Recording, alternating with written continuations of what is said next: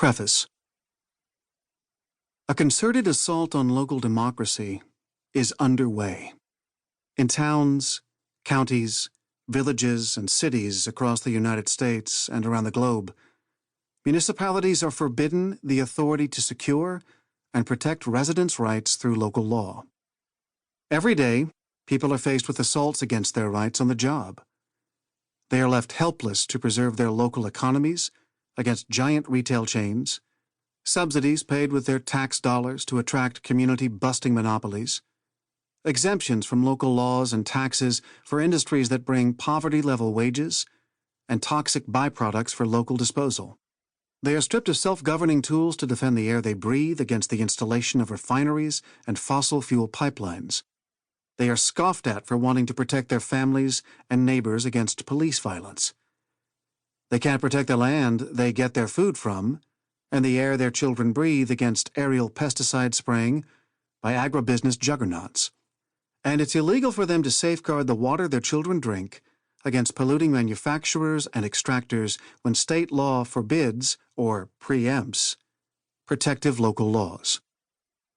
The plan of this book is to unmask the artifice of democratic representation that American law and the laws of many erstwhile democratic nations mocks in practice.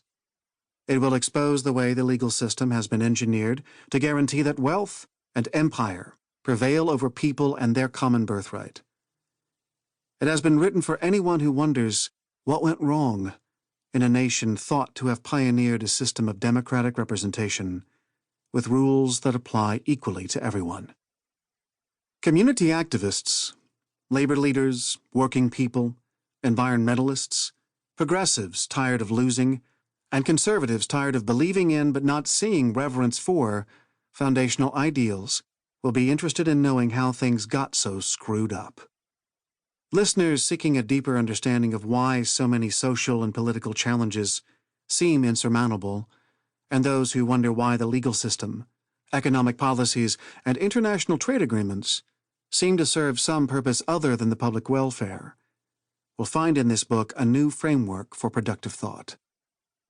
Those involved with Move to Amend, Public Citizen, and similar organizations focused on ending the legal advantages with which courts have empowered corporations will find here an expanded and more nuanced view of the problem.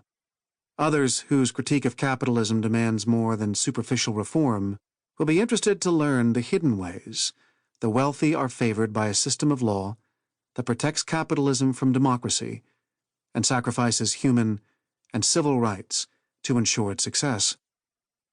The information that people under siege need is not warm and fuzzy. It's stark and real.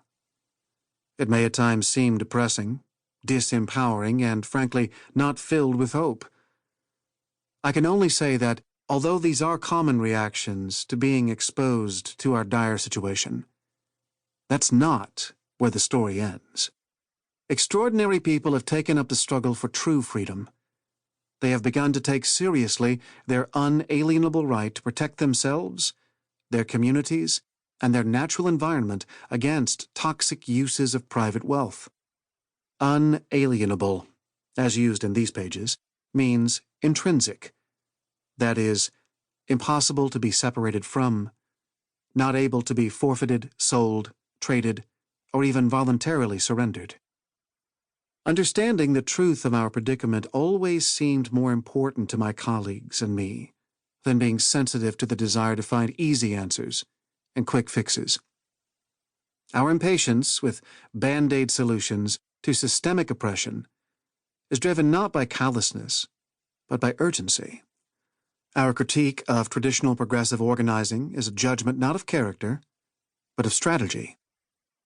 The underlying framework for what's revealed in these pages is partly outlined in the curriculum we've developed and continue to revise in what we call Democracy School. It's an intensive seminar that the Community Environmental Legal Defense Fund, known by the acronym CELDEF, has presented to many hundreds of communities around the country since 2003.